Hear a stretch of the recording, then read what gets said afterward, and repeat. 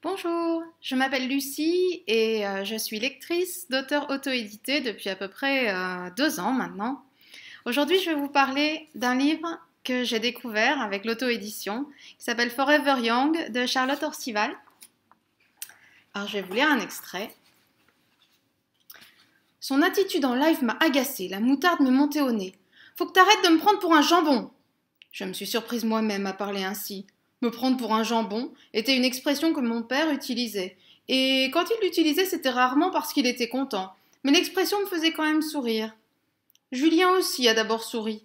Mais comme je ne me suis pas arrêtée à ça, il n'a pas souri longtemps.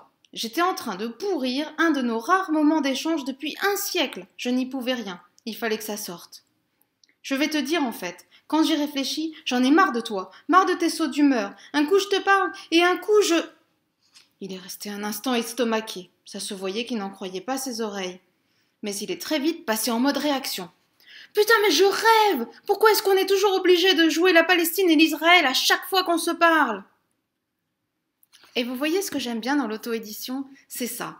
C'est que c'est vrai, c'est haut en couleur, parce que souvent, quand on a des livres de maisons d'édition, bon c'est bien, hein, je lis toutes sortes de livres, j'adore les maisons d'édition aussi, mais là, on n'a pas les coins émoussés, on n'y va pas dans la dentelle des fois.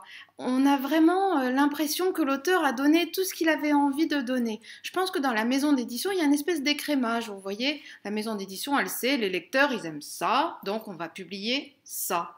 Et du coup, des fois, on a l'impression qu'on lit un petit peu tout le temps la même chose.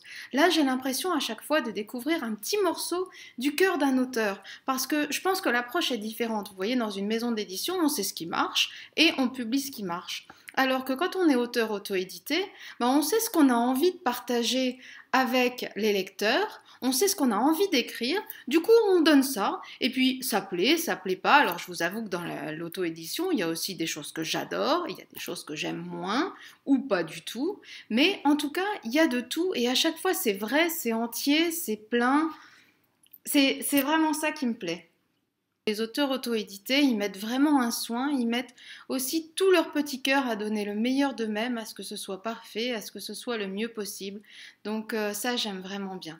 Et parmi tous les auteurs que j'aime bien, je vous ai fait une petite sélection. Là.